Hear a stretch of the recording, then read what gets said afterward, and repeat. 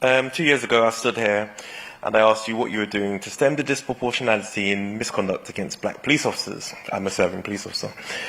Since then, I've gotten several misconducts, one of them for simply asking you this question.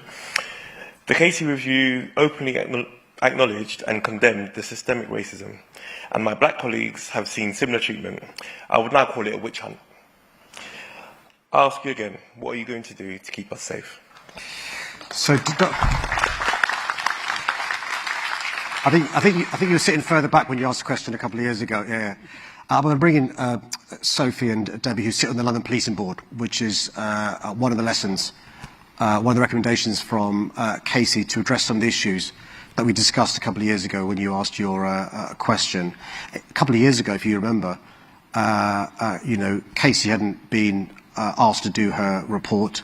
There was no finding from Dame Louise Casey that the police, in her words, was institutionally racist, institutionally homophobic and institutionally sexist as well.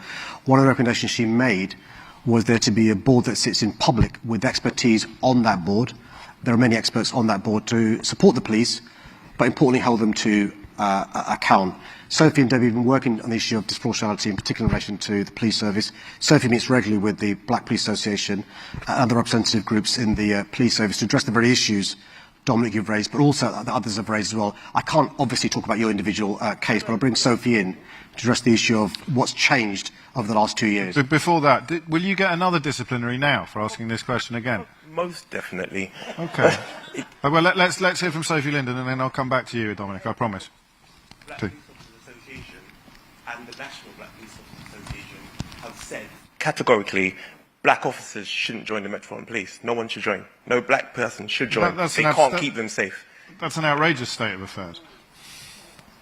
I've met Andy George, who's the national head of the Black Police Association. I meet with him regularly, as I do with the Met Black Police Association. And I absolutely recognise what you're raising.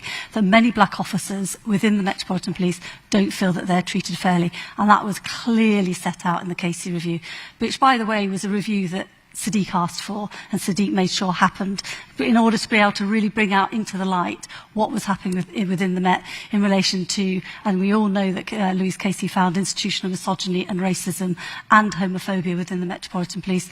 What we're doing about that, and it might sound a little bit bureaucratic, a London Policing Board, is really making sure we've got the experts that can hold the Metropolitan Police to account, but also working with them to work out where are those issues and making sure that they get rid of those officers who are making those decisions which are discriminatory.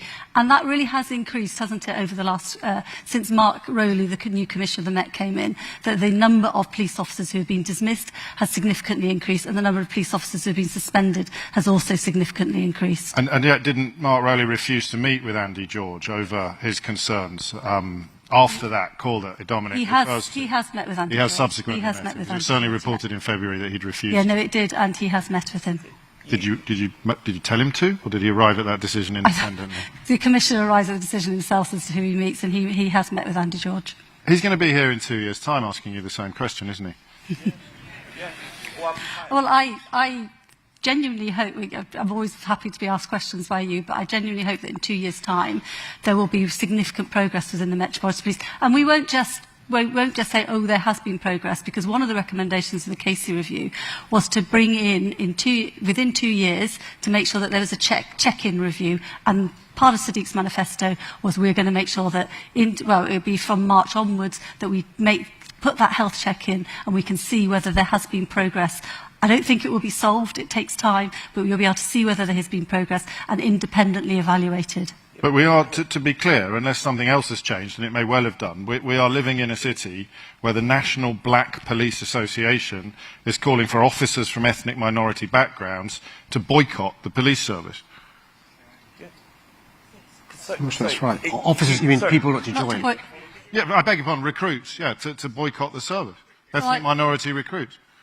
He has said that, and I know that many of you may not agree, but I would urge people from all communities to apply to the Metropolitan Police. They are recruiting.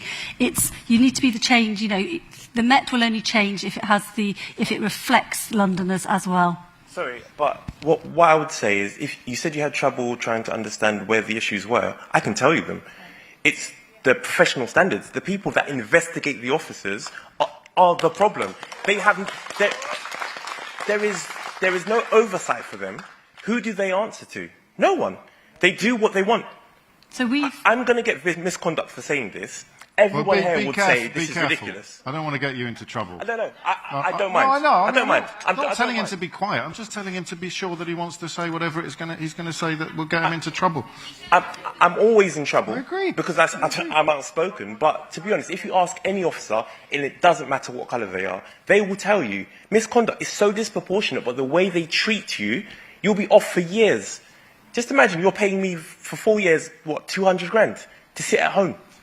This is ridiculous. I'm sorry. So there's a couple of things. There's a couple of things in what you've said. The time it takes for those complaints to go through is unacceptable, because it means that good officers are waiting for judgment on whatever complaint has come through. That is unacceptable, and they need to bring that timeliness down. And we are checking on that, around that timeliness. But the second thing is, where is that disproportionality coming in? And we know through research that we've done through the Mayor's Office of Policing Crime and from the Casey Review that the disproportionality comes, white officers are far less likely to be put into the misconduct system than black officers. There is absolute disproportionality there. So that's what I was talking about, is what the Metropolitan Police needs to understand is why is that happening?